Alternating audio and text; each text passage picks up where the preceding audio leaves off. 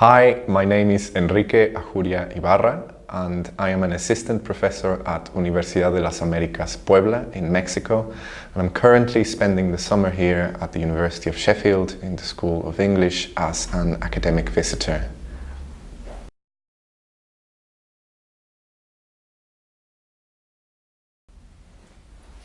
I'm currently working on my book titled Movement in Gothic Fiction and the Horror Film Nightmare Journey, where I explore the relationship between travel and Gothic, obviously more particularly in the horror film. But I do acknowledge that there is a very important relationship between travel and Gothic since the origins of Gothic fiction. So basically what I'm trying to say is that Gothic is not entirely focused on the idea of, claustrophobic, claustrophobia and haunting and being trapped and, in these dark and horrible places, but that there are instances in Gothic fiction and in the horror film where we notice that the Gothic is related to movement.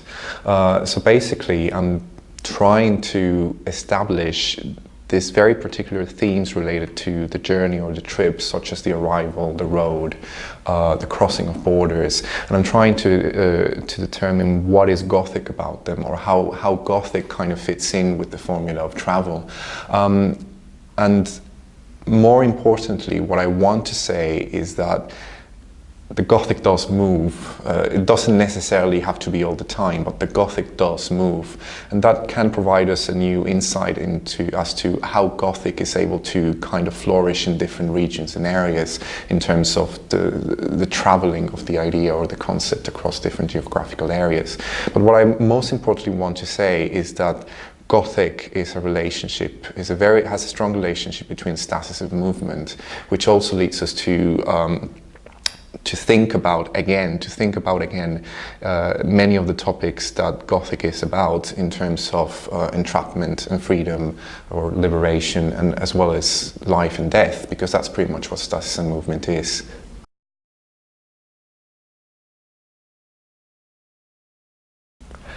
I'm also co-editing a collection of essays on Latin American Gothic with my colleagues Inés Ordiz and Sandra Casanova Vizcaíno.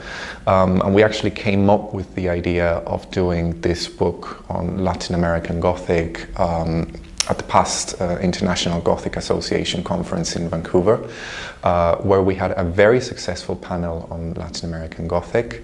So we're bringing together several academics and authors from different parts of Latin America and the United States who are very interested in trying to figure out how Gothic works in Latin America. And we're covering a lot of ground geographically and historically and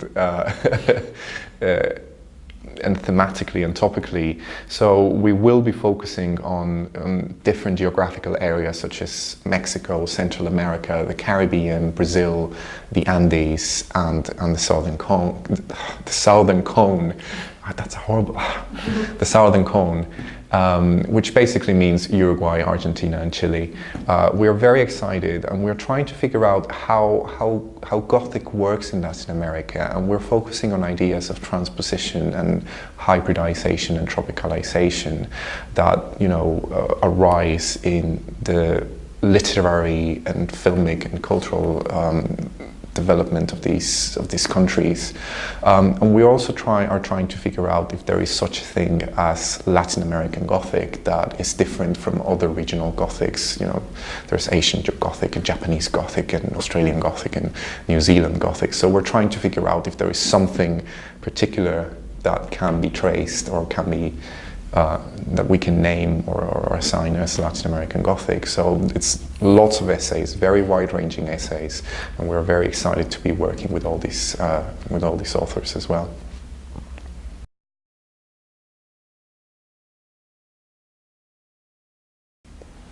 Why studying Gothic is important? I think that's a very good question, but it's a very hard question. But at the same time, it just depends on what you're interested in. And I find that studying Gothic is very revelatory. It's like I find that Gothic reveals, and it reveals the way that we address the other and the way that we other in many ways. And the thing is that it also kind of reveals our darkest fantasies and desires and the way we kind of work through them, how we kind of project the fantasy or desire, and then what we get back from it, and how we kind of, you know, in a very psychoanalytical way, kind of process our hauntings and traumas, etc.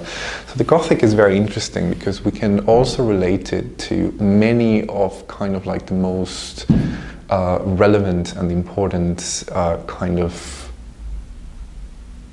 ways of approaching literature and approaching popular culture as well, or cultural studies in a way. Because Gothic, the study of Gothic is intrinsically related to feminism, to psychoanalysis, to post-colonialism, colonialism and post-colonialism, imperialism. The way kind of like it reveals the darkest side of modernity as well, and also kind of, you know, it's so self-conscious of itself that it is also kind of like a very good way to approach postmodernism too. I find it very interesting that Gothic was dismissed, you know, it's very marginal.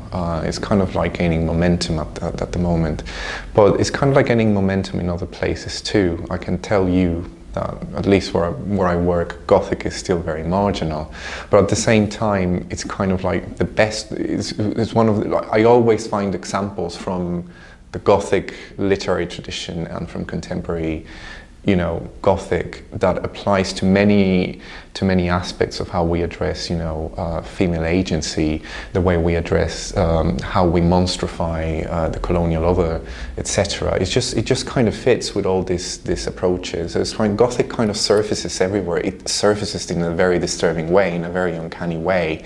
But also this revelation also it also tells us a lot about how we structure ourselves socially and culturally, basically.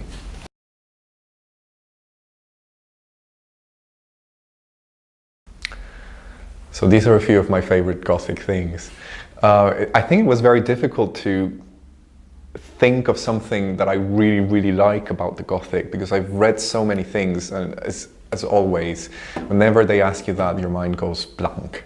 But I do have to say that I think one of my most favorite film directors is Guillermo del Toro, and I think Guillermo del Toro is like one of the most fun people to kind of look at if you want to do Gothic, because he kind of does everything that the Gothic does. It's like he's very self-conscious of what he's doing, of the genres he's working with, but he's also kind of like reworking everything in kind of new and different ways. Also, it doesn't work very well like in Crimson Peak, but like he has done several outstanding films, like his early films, Kronos, The Devil's Backbone, Pan's Labyrinth, where we can see how kind of like Gothic can move across different subgenres and different preferences. So it's not just entirely, Gothic is not entirely about terror and horror, but it works very well with the fairy tale. It works very well with history. And you know, Del Toro likes to do works with that, and with popular culture as well. So I was thinking about, you know, when he did Blake 2 and the Hellboy series, which, you know, deal a lot with comics as well, and then Crimson Peak, which is a return to the traditional Gothic romance, and he addressed the idea of Gothic feminism or female Gothic, and like the proper idea of terror developing eventually into horror, which is so much fun, because, you know, I don't want to give things away, because the real horror in Crimson Peak is the incestuous relationship more than anything. It's not the ghosts. The ghosts are there to warn you, even though they're kind of horrifying. But the real horror in Crimson Peak is the disturbing incestuous relationship that it's, you know, discovered by the end. It's kind of, well, it's the climax of the whole film. I also love Dario Argento, and I always say that my favorite horror film is Suspiria, because it is very Gothic as well. You know, it's this idea of you kind of don't know what is really happening inside the dance academy until the very end, when you realize that there is a coven of witches, but the way that the atmosphere is developed, I really love it, you know, with this very intense use of colors and the use of shadows and music. They kind of like deliver you this sense of entrapment and claustrophobia and not knowing what the hell is going on in there. And I really like it because there's so many secondary characters that just kind of like plainly disappear, you know. Suspiria, I think, is one of the greatest films ever made, and I really love it, and I think I should kind of make some really nice Gothic relationships to that Gothic approach. I love the Scream series, both film and television. I think they're working very well with this idea of, you know, intertextuality and self-referentiality and reaching beyond into the digital domain as well as they do with the TV series. There is a lot of involvement with the public now, with the use of social media to interact with what is currently happening in the episode you're watching. In terms of literature, I love The Monk. I love The Monk. I think it's one of the best books you could ever read about the descent of this kind of admired monk Ambrosio in Madrid. But then we find out from the very beginning that he is he's very proud of himself, and that's pretty much what his downfall is. And he kind of descends into like the worst actions that he could ever do, and the finale is just like the best thing that could ever happen in a novel. I love Dracula as one of the seminal vampire texts as well. I'm not going to go too much into that.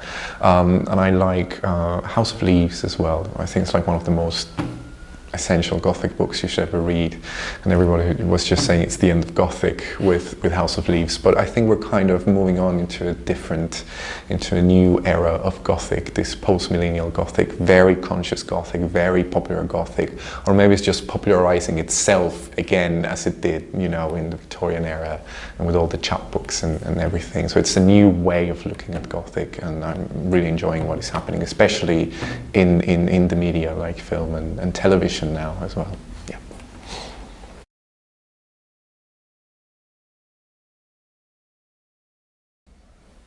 Okay, any promotion? Yes, of course there is. I am organizing the forthcoming International Gothic Association in 2017. So it's going to take place at my university, Universidad de las Américas Puebla in Cholula in Mexico, in late July, and we are very excited about it. We will have a few nice surprises there.